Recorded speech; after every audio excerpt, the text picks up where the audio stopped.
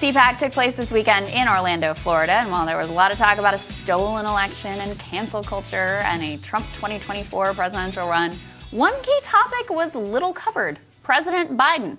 According to MAGA merchandise salesman at CPAC, David Solomon, he had trouble selling any Biden stuff, including, quote, Biden with a Hitler-style mustache and the message, "Not my dictator." Interesting. So president and founder of Solidarity Strategies, author of T.O. Bernie, and former senior advisor to the Sanders campaign, Chuck Rocha, as well as White House reporter for Real Clear Politics, Philip Wegman. They join us now to discuss. Phil, let me start with you. I find this fascinating because I actually think it illustrates a big problem for the GOP. Hillary Clinton and Barack Obama were senior villains, both at CPAC, but amongst the Republican base. The Republican base clearly does not share the same amount of animus for Joe Biden. What does that mean for Joe Biden's prospects? But also, why do you think that is? What is the problem they've had in defining him?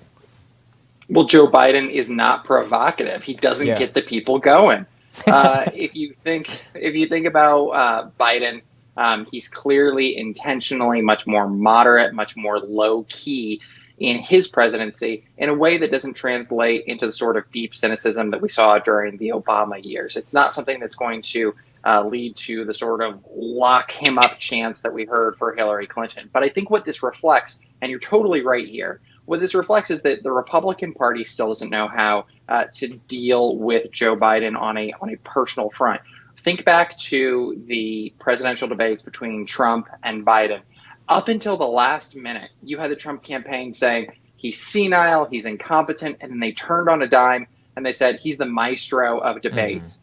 So far, Republicans cannot decide whether or not Biden is a supervillain or whether he's some doddering guy who's locked in the Oval Office. Yeah, I actually think that is part of the problem, Chuck, is like, with Obama and Hillary, it was credible that they were like, had some nefarious grand plot to transform America, et cetera, et cetera. It's just not really credible with Joe Biden, especially when so much of their messaging, and also just when you observe the guy, is that he's bumbling, he's incompetent, he's kind of not all there anymore. Well, not all there anymore isn't this scary threat to America. It may be sort of uninspiring, but it doesn't add up to the same nefarious villain that the previous ones they were able to project that image of.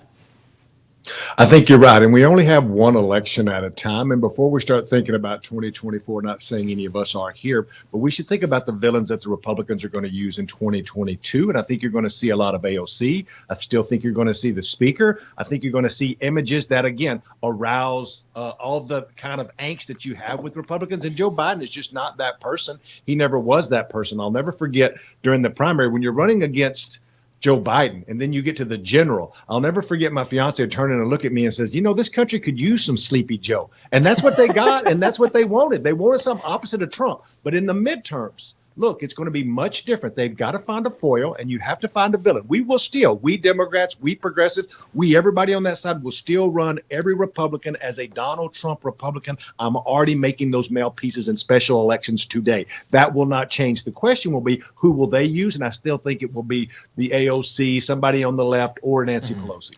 I think you're right. And Phil, let me get you in here, because what I'm curious about is this dynamic where obviously the Republican Party is the party of Trump. He is the one who's policing that from the right. The left is obviously going to police that from the left. But I don't see a lot of affirmative case being made for something they're going to do. And they do lack a boogeyman. Of course, AOC is there. She's ready, in a deep red district. Nancy Pelosi in any sort of swing district. How do you see that front going forward? Because there's this strange phenomenon where they almost don't acknowledge Biden as the actual leader of the Democratic Party. When obviously he's the president, he has a 98% approval rating amongst Democrats. Yeah, and it was interesting because we saw Rick Scott, the National Republican Senate leader, committee chairman. He had a great line that would have worked for any other villain, which is that Joe Biden wants to open the border but close schools.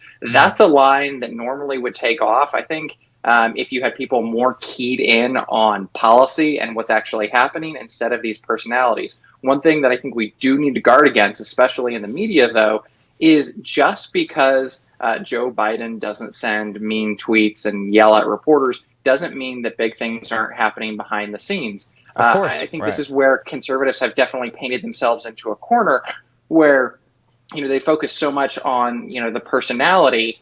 And yes, Joe Biden is, more sleepy. But if you look at his executive orders, if you look at the nominations that he's making, if you look at the legislation that he's pushing, Barack Obama was right. This guy is set up to have the most progressive presidency in history. And rather than making this argument about policy, about facts, about saying, don't go the progressive direction, go our conservative direction, the Republican Party is sucked into this vortex where they have to talk about personality because you said a second ago. I mean, who is the leader of the Republican Party right now? De facto, Donald Trump. Yeah, it is Donald Trump. Hard disagree on him being wildly progressive, I think, is evidenced by bombing Syria and folding on the minimum wage over the weekend. But we can continue that conversation. But I actually think, Chuck, that's part of the problem here. I mean, it's the same thing we covered a million times during the campaign. They try to paint him as like some Marxist, socialist threat to America. And there are plenty of attacks that could land on Joe Biden, including him caving on the minimum wage and failing on the $2,000 checks and all these key promises that he made. But they're unable to do anything other than run this same playbook that they run every single election cycle. It just doesn't work very well with Joe Biden. It doesn't. And what you have to do is you have to draw a contrast, and you have to realize what's happening on the ground. On the ground, you've seen this upheaval of people who have anxiety. Now it's COVID, it's jobs, it's why these relief checks were so important, to your point, Crystal. It's what's happening on the ground, knowing that they're going to run the same campaign. And here, newsflash for all of you, the Democrats are going to run the same campaign that they always run. Hence why we're in this never-ending cycle of just moving back and forth, a little bit here and a little bit there. You don't never really have any huge ideas. Will he be the most progressive? He will be compared to Donald Trump. But where that lands and where you view that or somebody else views that or on a scale of policy is what will be debated a lot of times, and this is the most important thing, in the primaries in newly drawn congressional districts that are going to happen this year. Texas gets 3 new congressional districts. There's a lot of new districts going to be drawn, and there's going to be a lot of primaries. Stay tuned. Yeah, it's going to be fun. Great conversation, guys. We're going to be back with Team Rising. Stick with us.